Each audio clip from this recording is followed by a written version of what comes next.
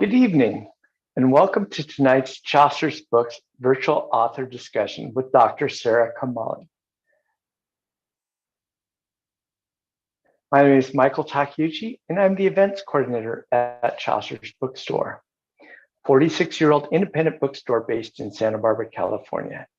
To purchase tonight's book, to look for others, or to check out future events, please go to our website at chaucersbooks.com.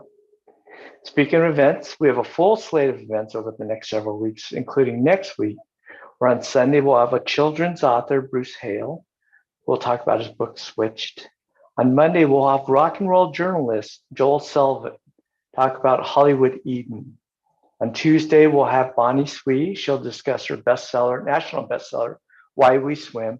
And on Wednesday, we'll have local law professor, James Salzman, talk about his book, Mine, which was featured in this week's New York Times Book Review.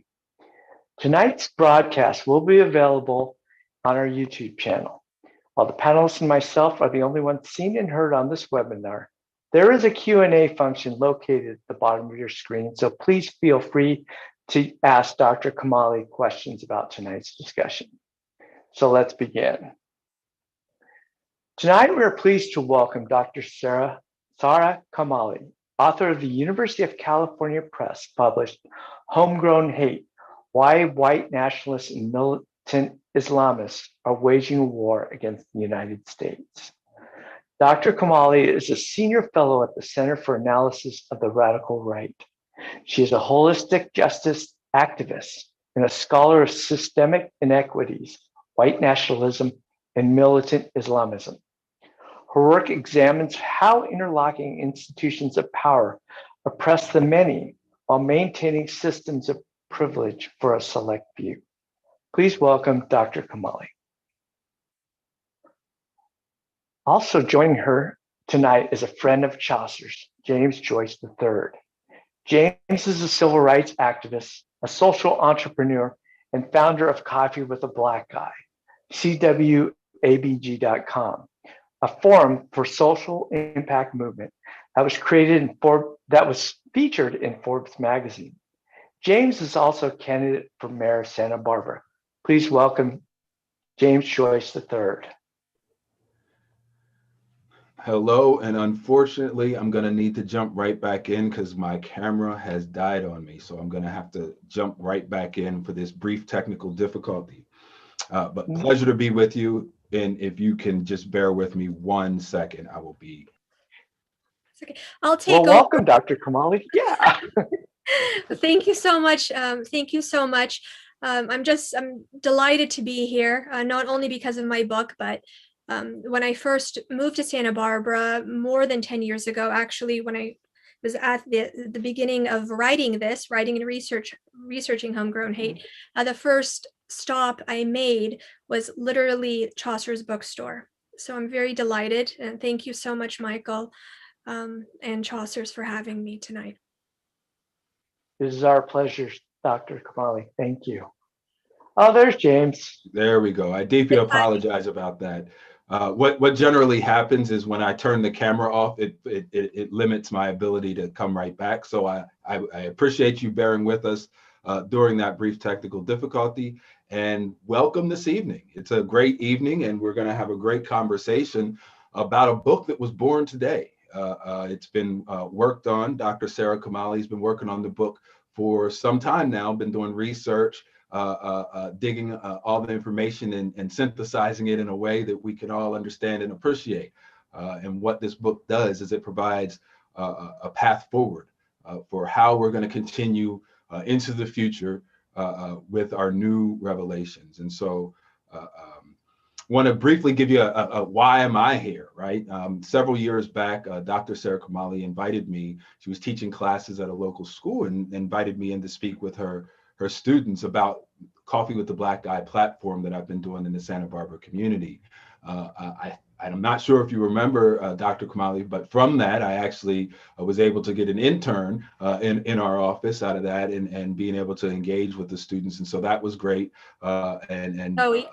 I remember. Yep, and thank you for that and all your continued support of the Coffee with the Black Guy platform. It is an honor an absolute honor to be here with you as you launch this great book, Homegrown Hate: Why White Nationalists and Militant Islamists Are Waging War Against the United States. Yes. Dr. Kamali, talk to me a little bit. Why that title? Why this topic? Surprisingly enough, the title actually hasn't changed since its very beginnings as a doctoral dissertation. So the idea was always there. First of all, it was always there as a comparative study, not just necessarily white nationalists or specifically militant Islamists. And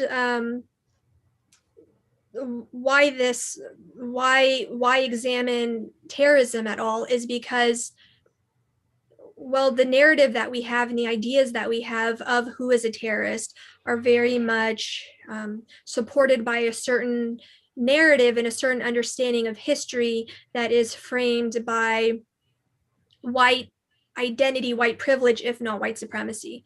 So I wanted to detangle that and understand the dynamics and the components of why we view terrorism in a specific lens, as we have all come to know post 9/11, whereas in fact, white nationalism has been part of the American fabric since the nation's founding.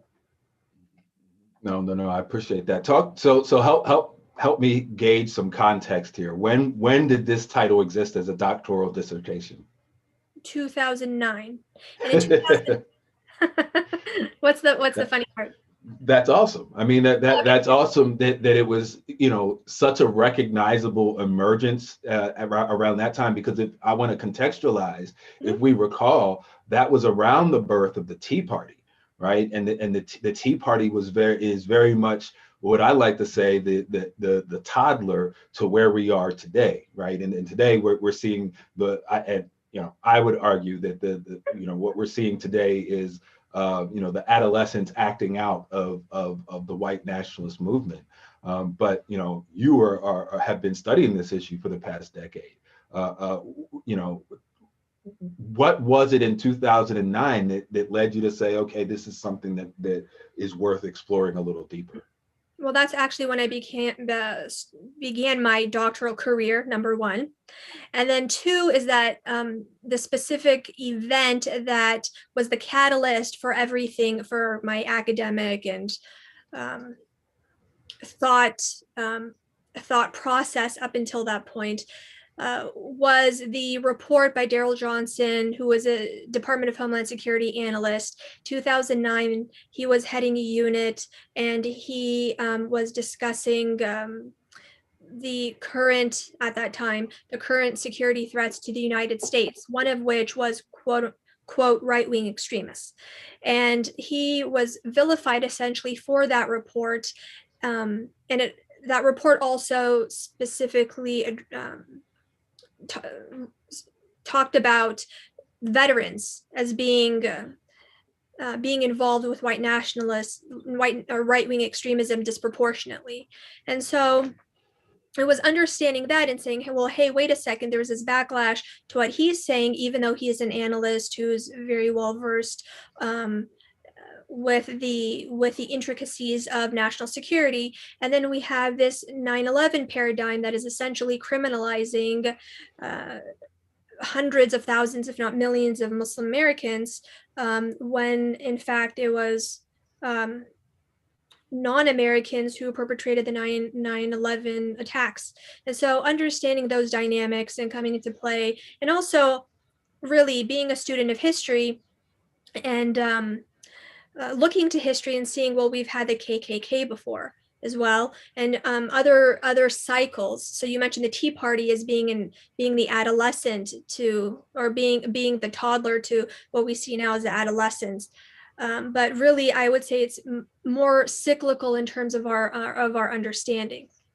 So we've always had, and we can maybe talk about that a little bit more later on, but there have always been elements and prominent elements of white nationalism within the United States at various stages because of various current events, and that's why we're here. Right. Well, no. I mean, I think that you hit to a solid point right there. Is that you know, that supremacist mindset that is part of the fabric of this nation. And so I think what I'm saying is like this most recent generation is in its adolescence, right? Like their grandfathers were the Klan, that were part of the, you know, Reconstruction and all, and then the post or pre and post Jim Crow. Or current, arguably, right? Yeah. Then the generation that we're in now, you've heard people refer to Georgia's voter suppression laws as Jim Crow 2.0. Right. And so I really do think it's a like what you're talking about, it's cyclical, but it's more generational. Each generation comes in with a little bit different style and flavor. And I think we'll get into that a little bit. But you know, what we went from is you know, the white sheets and the cloaked uniform to what we see now are button up polo shirts and khakis, right? And so how this thing is presented to us, like the visual of how this thing is presented to us is changing. I mean, even you know, learning with something about the boogaloos or something like that, they wear Hawaiian shirts. I mean, like where are they getting these things? But you know, that's all part of this and all part of the research. But I want to, before we go diving in deeper on that, I want to get to a little bit of the definitions, because I know that there's a specific distinction between white nationalism and white supremacy. And I want to learn, quite frankly, for myself, what that distinction is. You're getting academic now, James. Oh, well, you know what? I just, semantics, they matter. Semantics. No, you're very much right. Semantics, words do matter, yes. So white supremacy is the belief, either based in religion or a specific understanding of science or pseudoscience of eugenics, for example, or a mix thereof, that white identity is biologically and divinely superior to any other type of identity. So believes white supremacy upholds the construct of race, which is actually biologically not a sound concept. Then white nationalism expands on that. So white nationalism is the call for a white ethno-state, and that is very much dependent on the idea or the belief in white supremacy. Okay.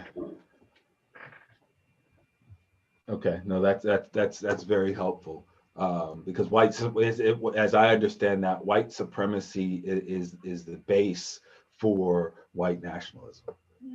And those two are often used interchangeably, for example, in media headlines, or they're interpreted differently, or they have different definitions, I guess, depending on who's asked. But essentially, you cannot have white supremacy without wanting a white nation, without wanting a white ethno-state, because then what is the ultimate end goal for white supremacy? It's to essentially have white people be rulers of the land, whether that means the extermination of whomever is deemed a person of color, or it means the subjugation of whomever is deemed a person of color. And whiteness itself is a fluid identity as well. So there are a lot of Southern Europeans, for example, who are not considered white for a long time in this country, and even Irish immigrants. Right. So I think what the most intriguing aspect of this book is for me, and you know, it came out today, so I haven't had a chance to read it yet, but I have had a chance to talk to you over the years as it's been in its development, and I guess I'm kind of interested in that comparative aspect of it, right? Like you know, particularly post George Floyd, we are much more able as a country to compare things, right? What we compare is we compare how the police response during the Black Lives Matter protest of the summer of 2020 differ to the response to the insurgency on the Capitol in January 6, 2021, right? And so we look at that and we see, okay, these two things are not treated the same, they're not equal. Essentially what you're doing is the same thing with that idea of militant Islamic militantism and white nationalist ideals, right? And so when we look at how the country responded to, as you pointed out, 9/11 and the demonizing of folks from, that were American, but practiced, were Muslim. Yes, Yep. they were Muslim and practicing Islam in the United States. And yet they were demonized for that connection to the religion. However, we don't make those same connections through and through, right? That, like, depending on there's that meme out there that circles around the internet that is of Peter Griffin, and he's holding a meter of different hues, and it's like, depending on how dark you are, depends on if you're called a terrorist or a lone wolf, or a poor baby, or a young man that's had a bad day. I know that this book gets into that a little bit. Talk to us a little bit about that comparison and kind of what revealed itself to you as you were digging into that. So it's interesting because in the course of discussing this book, a lot of people have said, well, the parallels are not necessarily apparent, but the parallels for me were very much apparent in terms at the very beginning, as I've said, and in terms of how religion, first of all, is exploited and leveraged in order to justify violence.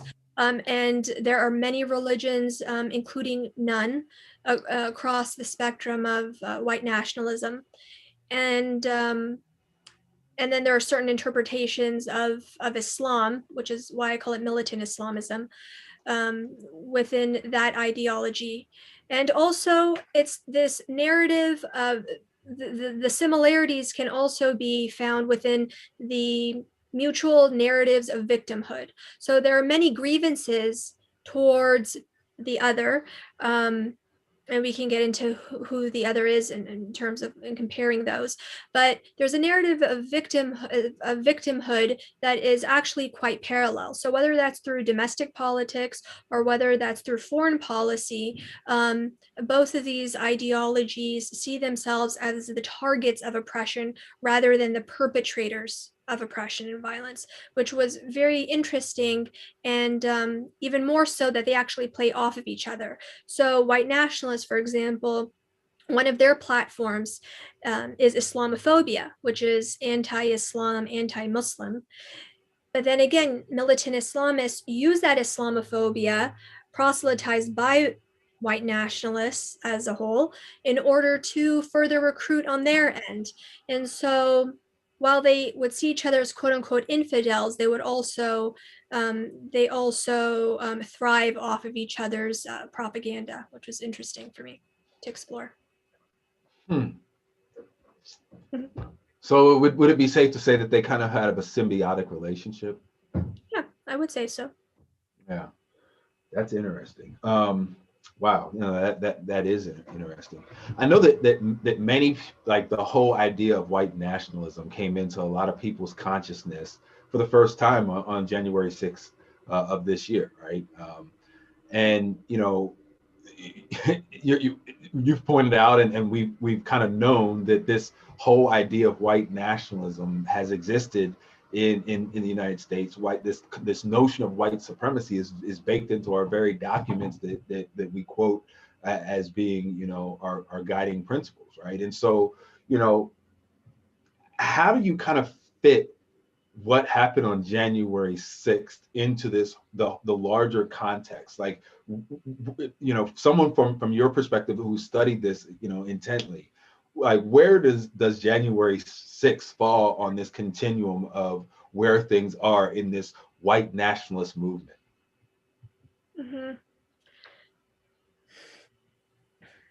I wouldn't say it's an anomaly. I would say that is very much to be expected. I actually tweeted about this in 2019, in December 2019, and also much earlier, many months before. There's tweet evidence, Twitter evidence, and I sincerely was expecting something similar to happen around the actual election time in November of 2020.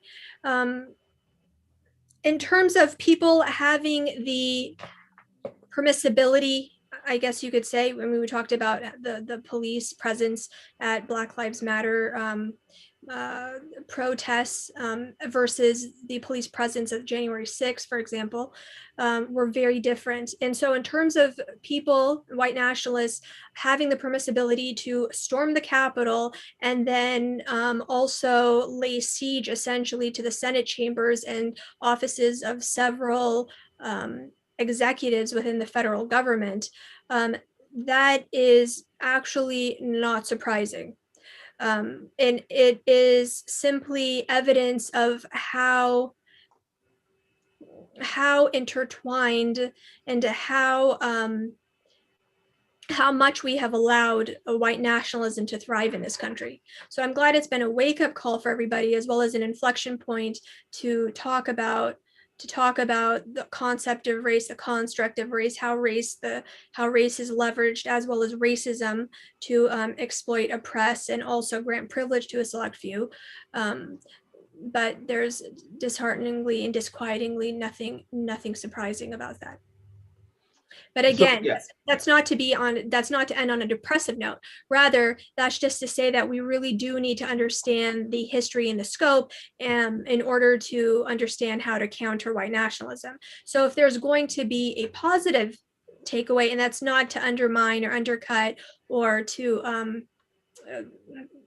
that's not to undermine the gravity of January 6th, but if there's going to be a positive takeaway, then let it be that we are more aware of the disparities and the dynamics of oppression in this country, not only along skin color, but also along other dynamics such as gender, sexual orientation, nationality, language, age, ability, etc.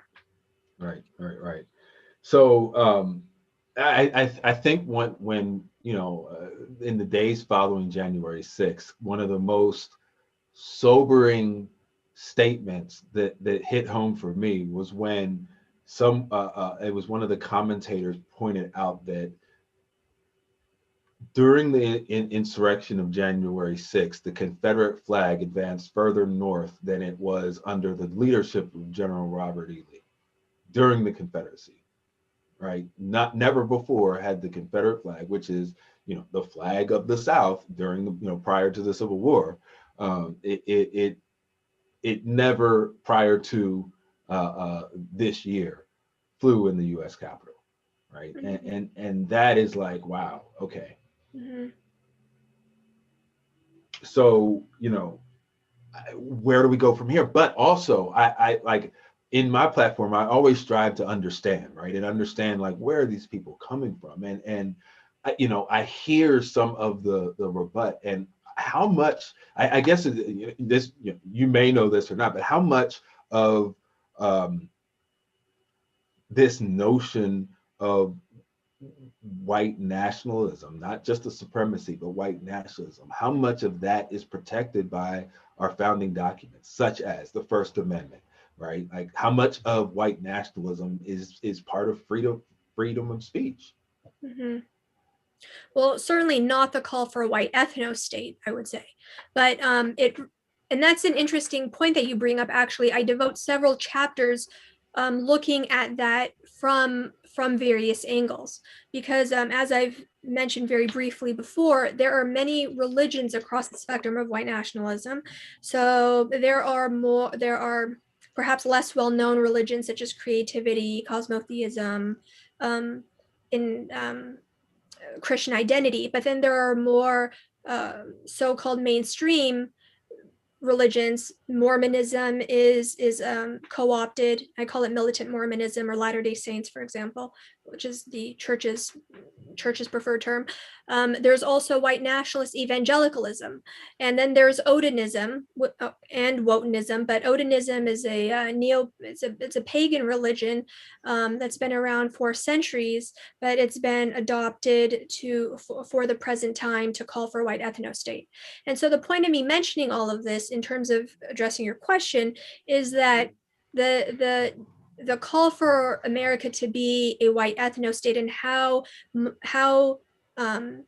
that belief is supported by the country's founding documents, is actually if you ask white nationalists, they would say very much so. And we're not talking just about specific Christians. We're talking about the plethora of religions across white nationalism, as I identify it, who believe that the founding documents have this divine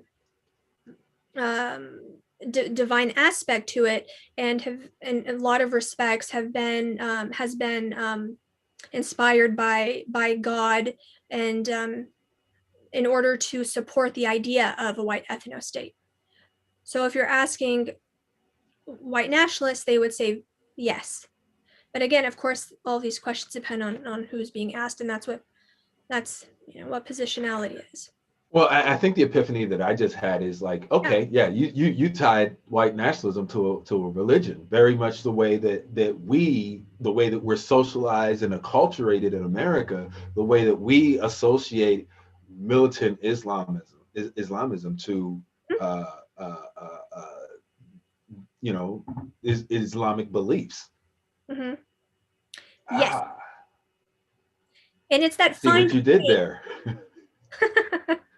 And yes, that's what I devote chapters to, different angles, essentially, in order to parse that and make very clear in the introduction that religion in and of itself is not violent, not militant, does not call for violence. It's really how it's exploited and how it's leveraged. And then also, I do make clear and I do discuss the different communities amongst Christians, as well as Odinists, as well as Muslims, who are working to reclaim these beliefs and their faiths in order to enact peace and instead of violence. So it is complicated. And that's why, one of the reasons why it took me so long to write the book. And I think that's also important to understand too, is that when we talk about white nationalists, we're not talking about an anti-Black racist, for example. We're talking about racists, we're talking about anti-government, people who have anti-government views. We're talking about people who are racist because of religion, might call religiously racist. We're talking about people with conspiracy, who are very conspiracy theory oriented. And so there are those four categories that I really break down in the book, as well as the different groups and where they lie according to those categories, but then also the different amalgamations thereof. So you can have people, there have been very prominent people who have moved along that scope. And that doesn't necessarily mean they're more or less militant. That just means that there's a whole cross-pollination of ideas, of memberships, of group orientations that really make white nationalism quite complicated. And also, I think that embeds them deeper into the American landscape. Yeah, so it would be safe to use that term intersectionality. Like there's mass intersectionality when you're starting to deal with white nationalism, particularly as it deals with religion. Mm-hmm. Because of race and religion, you mean? Yeah. Again, just coming to that realization that, like, yeah, white nationalism is very much tied to religion. Like, yeah, and not necessarily. Yeah. Sorry, go ahead. What I was just saying that you think back to like the Klan, and it's like, yeah, they burn crosses. Like, of course, it's religious. Yeah. And that's right.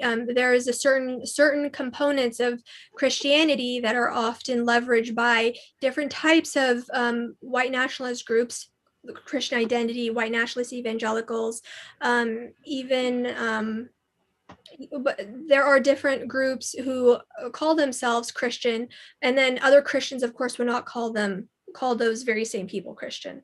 And then there are white nationalists who don't adhere to any religion, but they do have a certain underlying belief in what is called the 14 words. And that was penned in 1988 by David Lane, who himself had various group affiliations. And that's often tattooed as a 14, or just called the 14 words, 1-4. And that says that we must secure the existence of our people and a future for white children. And even though that was penned in 1988, that idea of needing to secure the existence of our people, right, which is a phrase often used by people like Donald Trump, for example, who are in power and have a certain understanding, a certain harnessing of white nationalist ideologies in order to promulgate a political agenda. And then a future for white children is very much this sense of victimhood and how whomever is regarded as a person of color is actually a threat to that very existence, both the biological continuation of whiteness as a race, but also in terms of numbers. And if we look at who is going to be the majority minority, there are most definitely, it's borne in fact that the people of color in the United States are going to be the majority of adults by 2050. And so if we go back to seeking to understand and empathy, which I talk very much about throughout the book, then we can see that, well, their grievances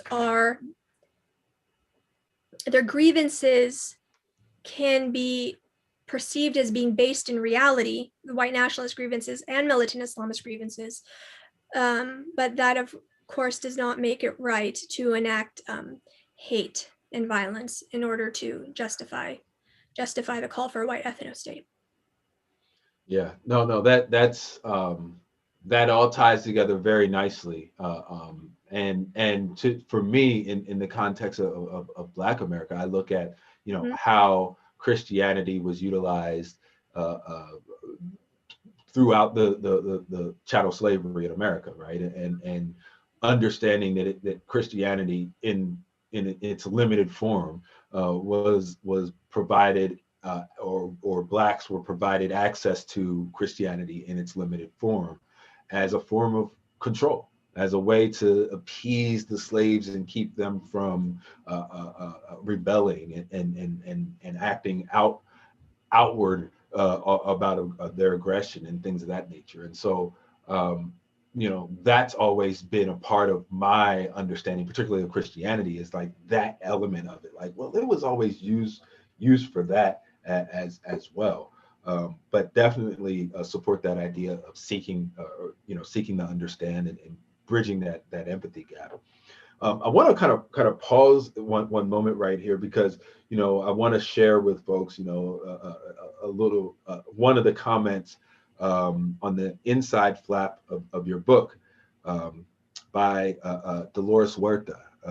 Dolores Huerta Foundation organizer, civil rights activist, right-hand woman to Cesar Chavez back during the day. But what she said was her right-hand man. There you go. Absolutely. Just the same. What she said about this book is a must read for all who care about saving and keeping our democracy. Dr. Sara Kamali's poetic voice is profound and prophetic, lighting the path for us lighting the path for us in our quest for social justice. You know, I thought that was you know, very poignant. One, because I've met Dolores before several times and seen her activity throughout various movements in Southern California is only where I've seen her. But you know, to have a figure like that really give the stamp of approval to a book it's needed, right? It you know, that I think so. It could be argued that this book highlights an American hypocrisy, right? Right. Yeah. That's how I start the conclusion, actually. I was highlighting specifically that. talk a little bit about that, like how endemic is that hypocrisy to our American culture? It's interesting you say our American culture. I like to think of American culture being the strands of very many cultures. So I know I say it really depends on whom you ask and all that stuff, and that's not necessarily meant to be academic. That's just meant to point out that I think a lot of times that we are so, it's difficult as individuals to see people who are not necessarily like us or you know, engage as part of That's part of human nature, I think, oftentimes. And so my work really strives to amplify the voices and stories of people who may not necessarily consider. I mean, even if it is comparing militant Islamists and white nationalists, for example. But in terms of American culture and how embedded systemic racism specifically is to the American story, we can say that the United States was founded because of a genocide of indigenous nations. And then, as you've said before, was built on the backs of enslaved people. And then we've had laborers, Chinese immigrants and Chinese Americans, for example, have built the infrastructure and the railroads of this country. And then, of course, the Latinos of all different communities have come together, or not come together, but have essentially provided a lot of labor as well in terms of infrastructure. And very oftentimes, those kinds of stories are left out of our history books and relegated to ethnic studies. And so it's really important, I think, and particularly in a place like, well, I wouldn't say particularly in a place like Santa Barbara, but oftentimes I think that there's this debate on what types of histories to include. And I think it's so necessary to have stories of everyone included as central stories, because ultimately we cannot understand our American identity and really create our American culture without understanding the various strands that have become threaded together and created this beautiful American patchwork of diversity. And it's really, there are people who believe in making America great, and there are many differences of opinion as to how, but essentially America is great because of its diversity. Tapestry, indeed. Absolutely. I do see some questions in the chat, and I want to get to them. But before I do that, I want to dive into I want to get this idea out there because I'm sure it'll come up in some of the answers here, right? And as we're and as I was hearing you talk, I can only imagine how interesting the rhetoric coming out of Donald Trump, his campaign through 2016 and most recently, like how interesting that must have been for you to observe and see that rhetoric, having read where it originated and knowing, kind of where that originated and this whole idea of having these divides across our nation. And I've said in the past that, healing our racial divide is a homeland security issue, and you aptly make that case in this. But our way forward, you argue, is through holistic justice. Explain a little bit and help me understand what does holistic justice involve? Mm-hmm. Yeah, thanks for that. I'm looking forward to the questions, by the way. But before we get there, I'll briefly explain holistic justice, and I discussed that at length in the last chapter of the book, is really based on two principles, and we've talked about that now. But one is empathy. And what I mean by empathy in terms of holistic justice is understanding the different stories that make America America. So if, understanding the Afro-Latinx story, for example, or understanding the stories of disabled people in America, understanding stories of women and Black women, you mentioned intersectionality. So that's very much understanding the different communities that make America great, essentially. Then you have the different component of anti-oppression. And what I mean by anti-oppression is that moves from anti-racism, so not just looking at skin color and physical differences, but essentially skin color, but to see how white nationalists and militant Islamists target not only skin color, but also gender identity, also sexual orientation, also religious affiliation. And so there needs to be an understanding of the histories and the stories of all these communities without necessarily ranking them. And And we need to look and understand the placement of historically marginalized people, not just along skin color, but also along the other facets of identity. And those are the two components, one looking back and one very much grounded in the present and looking forward, that are going to be the elements of creating an effective security policy, both within the United States and internationally.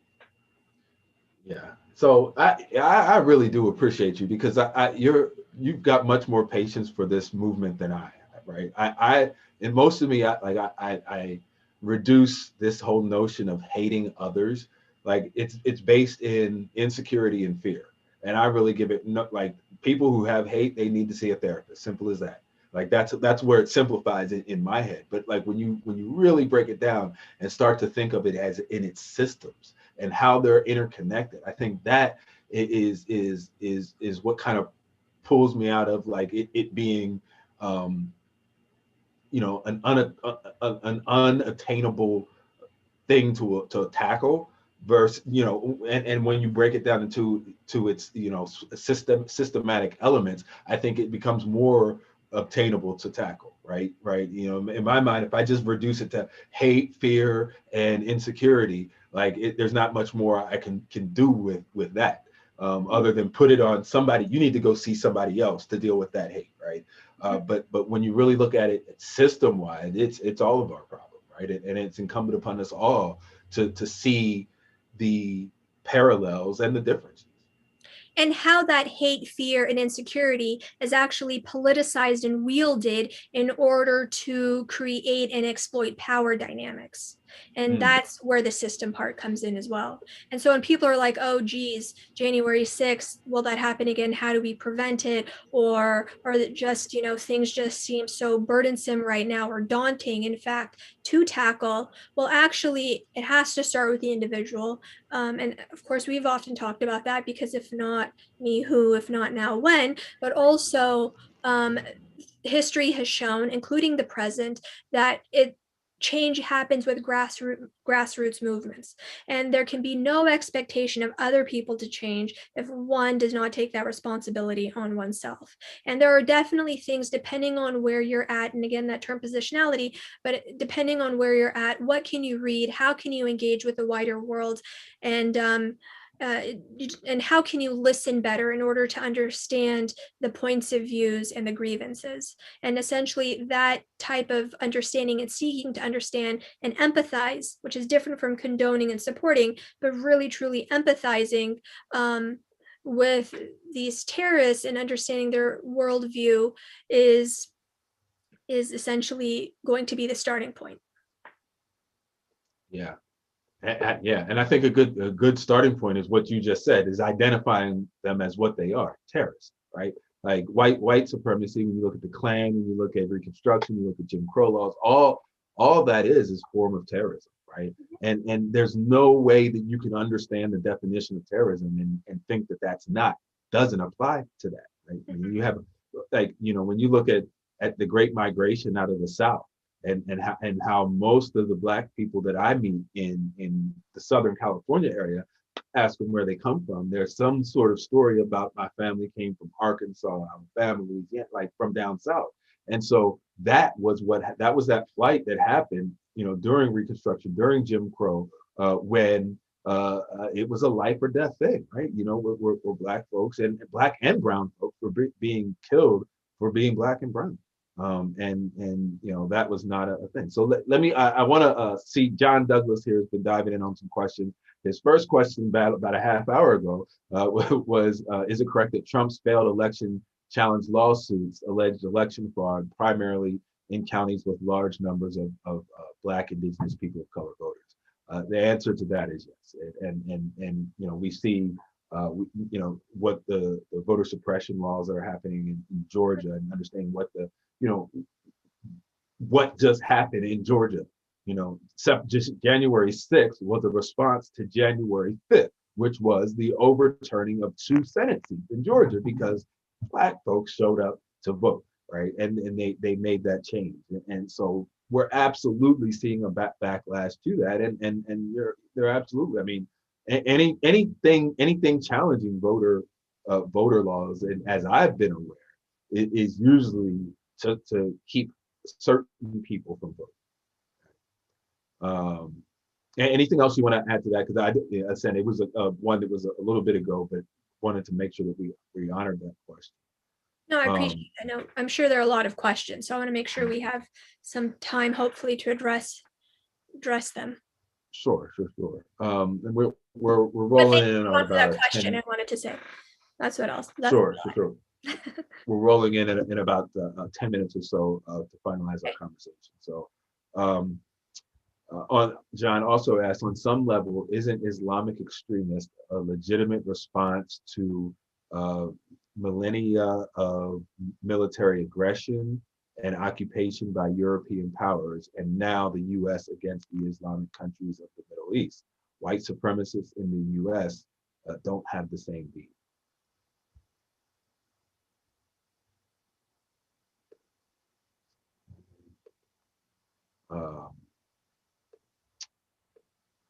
So yeah.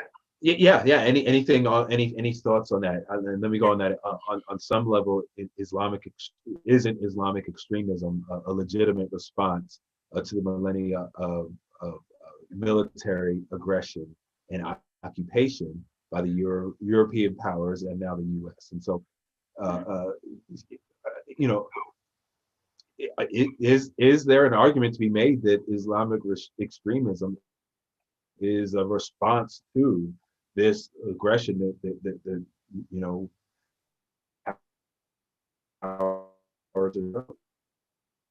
Well, I think that goes back to that quote that one learns when one is first studying terrorism, or in terrorism studies, I should say, is that one man's freedom fighter is one person's freedom fighter is another person's terrorist. But I think that ultimately the expression of militancy against, or the expression of militants, or the expression of Islamism, I should say, specifically against innocent people, is never justified.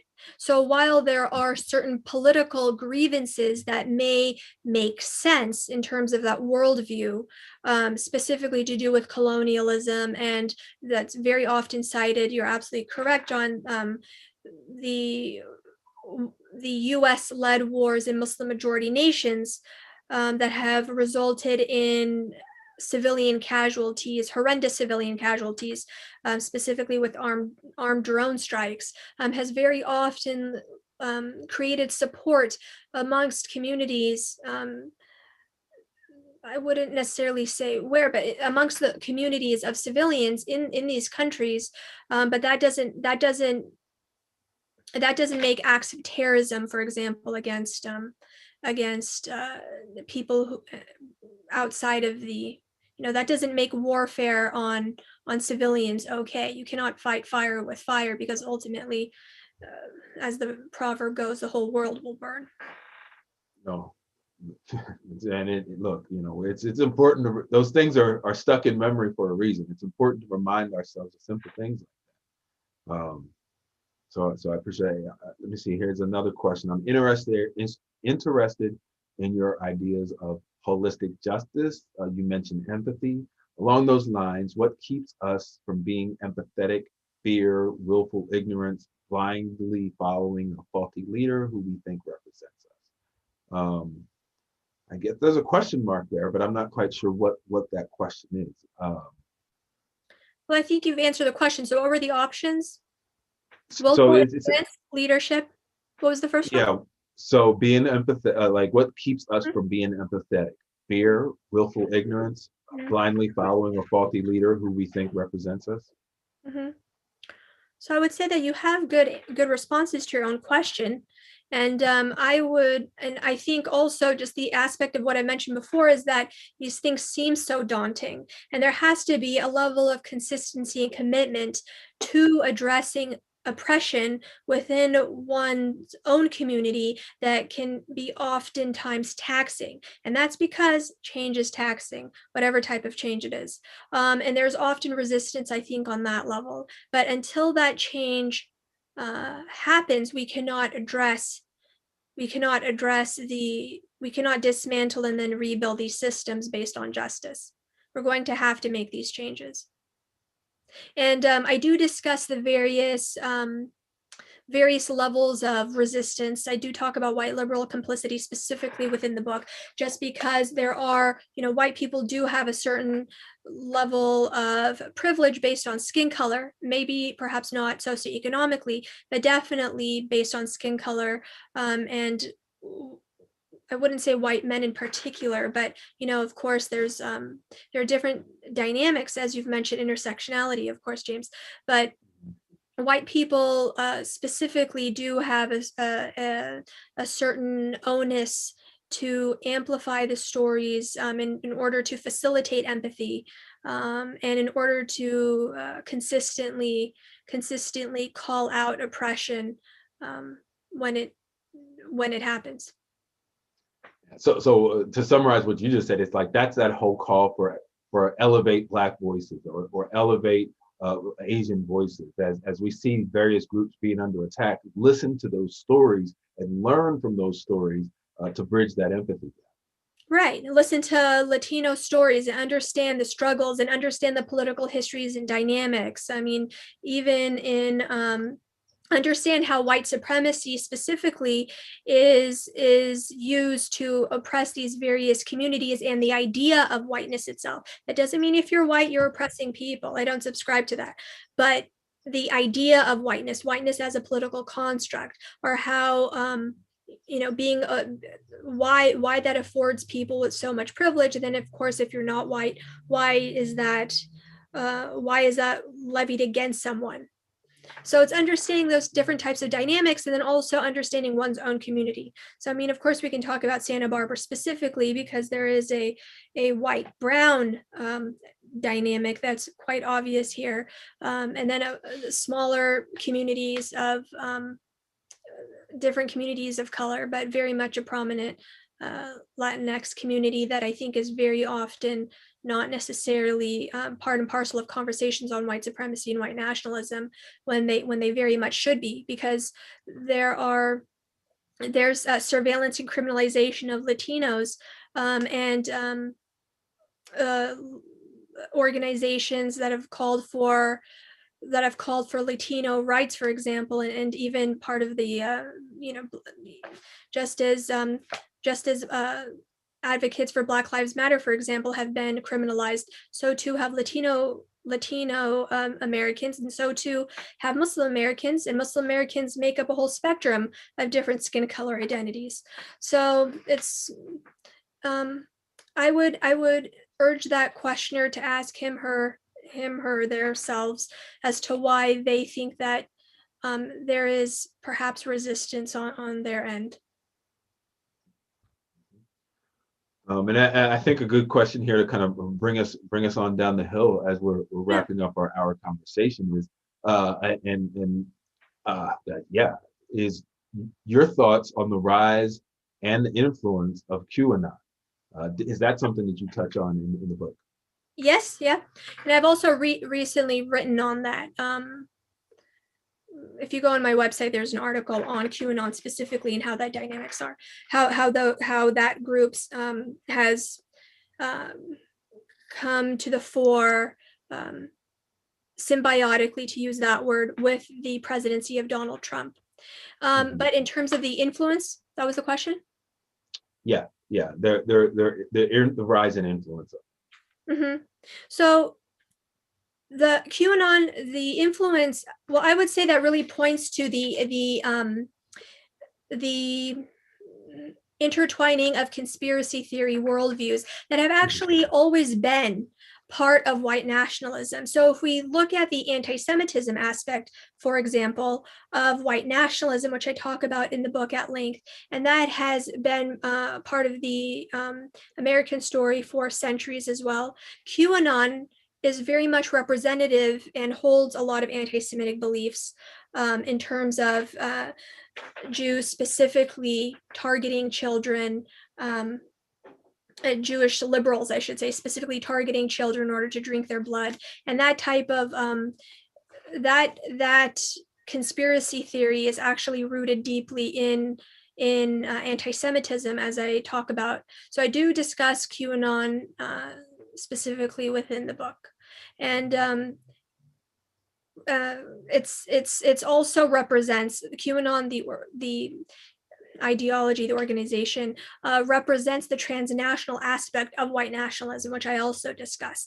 And so QAnon, there was a march, QAnon march around the world. So different cities hosted march several months ago, and I'm not sure why this didn't get as much press coverage as I thought, because I was just, that was actually quite that was a huge event, and we see that people from all over the world are sharing these same beliefs, not only about the liberal media or the liberal elites who are targeting children and who are pedophiles, but also the different beliefs of different components of conspiracy theories within white nationalism, which can be anti-globalist, which is anti-Semitic essentially, or anti-vaccine, which we're seeing very much today. And so while QAnon and white nationalist evangelicalism have parallels and have overlap, there's actually a whole dynamic of conspiracy theories within white nationalism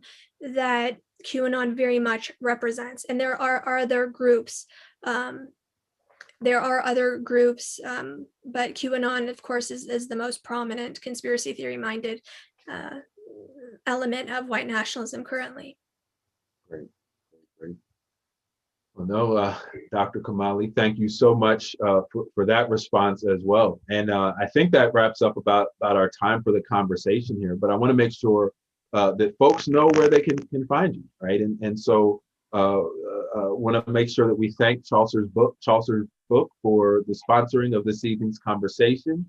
You can get Dr. Kamali's book, Homegrown Hate: Why White Nationalists and Militant Islamists Are Waging War Against the United States. You can get that book at Chaucer's Book. Michael shared with us that came in today. So the book was published today and it came into them today. You can also check out Dr. Kamali's website, and you heard her mention that, but check her website out. You can follow her on Twitter and engage there. But her website is sarakamali.com. And if you are curious and learning more about Coffee with the Black Guy and this platform that convenes community conversations about race and perspective, you can go to coffeewiththeblackguy.com or simply cwabg.com. That stands for Coffee with the Black Guy. Again, thank you for those who joined us this evening. Thank you to our sponsors, Chaucer's Books. Be sure to support your local bookstore. Don't go to Amazon, but you can go into your local bookstore and make the request that they order that book so you can buy it there. That's my editorializing because we support our local bookstores. Anything in closing, Dr. Kamali? Yeah, thank you so much, James. I sincerely appreciate your thoughtful questions. Thank you, Chaucer's. Thank you, Michael, for hosting this event, as well as coordinating and facilitating behind the scenes. I know it's a lot of work, so I appreciate both of you. Thank you. And thank you, questioners and listeners and viewers. Thank you very much. When a person writes a book, it's very much the hope that it's read. We're not Jay Gatsby, so I look forward to your comments. Please do reach out, and I look forward to hearing from you. Thank you, everyone. Sara and James, thank you. It was a wonderful talk, and have a nice evening, everyone. Thank you and good night. Yeah, best wishes for good health. Yeah.